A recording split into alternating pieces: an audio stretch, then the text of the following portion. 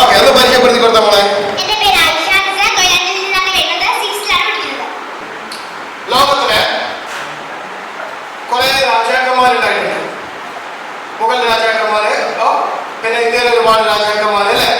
അതുപോലെ സിഖ് ഗുരുക്കന്മാര്, തിരുവിതാംകൂർ രാജാക്കന്മാര്, കുറെ സാഹിത്യകാരന്മാര്, കുറെ സയന്റിസ്റ്റുകള്, കുറെ പിന്നെ ചിത്രകാരന്മാര്, കുറെ സാമൂഹ്യ പ്രവർത്തകര്, പിന്നെ ആരൊക്കെയായിട്ടുണ്ട് നവോത്ഥാന നായകന്മാർ, അതായത് സാമൂഹ്യ പ്രവർത്തകര്, ലോകസുന്ദരി പട്ടം നേടിയിട്ടുള്ള ഇന്ത്യക്കാര്, ഓക്കെ, പിന്നെ പ്രവാചകന്മാര്, ഓക്കെ, പിന്നെ നമുക്ക് എന്തൊക്കെ പറയാം, ഭരണഘടനയിൽ ഒപ്പുവെച്ച ആൾക്കാര്, ഭരണഘടനയിൽ ഉണ്ടായിരുന്ന മലയാളികള്, ഭരണഘടനയിൽ ഉണ്ടായിരുന്ന സ്ത്രീകള്, മലയാളത്തിലെ സിനിമാ നടന്മാര്, അങ്ങനെ ഇഷ്ടംപോലെ പ്രസിദ്ധ ലോകത്തിന്റെ പല ഭാഗത്തും വ്യാപിച്ചു കിടക്കുകയാണ്.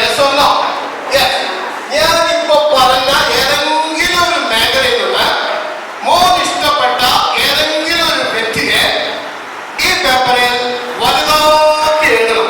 പറ്റുമല്ലോ? പറ്റും. അങ്ങനെയാണ് എഴുതിക്കോളൂ. ഈ മേഖലയിൽ എവിടുന്ന് അനുസാരില്ല മോൻ എഴുതിക്കോളൂ.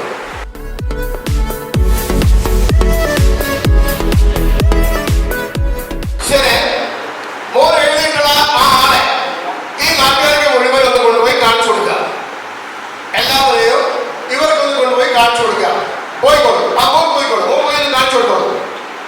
മോൾ അങ്ങോട്ട് തിരിഞ്ഞോളൂ. എല്ലാവർക്കും ഒന്ന് കാണിച്ചു കൊടുക്കുക. ഓക്കെ, സ്പീഡായിക്കോട്ടെ മോനെ, സ്പീഡായിക്കോട്ടെ. എല്ലാവർക്കും മനസ്സിലായിട്ടുണ്ടെങ്കിൽ തൊട്ടടുത്ത ആൾക്കാരോടൊന്ന് പറയാം. ബാക്കിലേക്ക്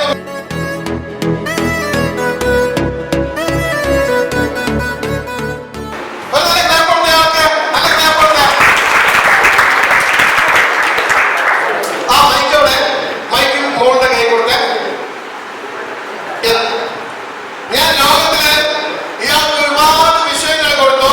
ഇഷ്ടമുള്ള ആളെ എഴുതിയെടുക്കാൻ വേണ്ടി പറഞ്ഞു. അതിലൊരാളെ ഇയാളെ സെലക്ട് ചെയ്തിട്ട് എഴുതി തന്നിട്ടുണ്ട്. ഇനി നമുക്കത് ചോദിച്ചു നോക്കാം. ദൈവത്തിന്റെ അനുഗ്രഹം ഉറപ്പായിട്ട് പറയുന്നുണ്ട് എന്റെ വിശ്വാസം.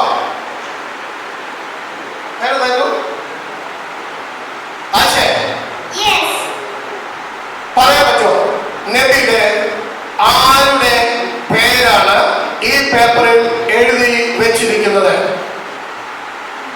ശ്രമിച്ചു നോക്കൂ, കിട്ടിയാൽ പറയും.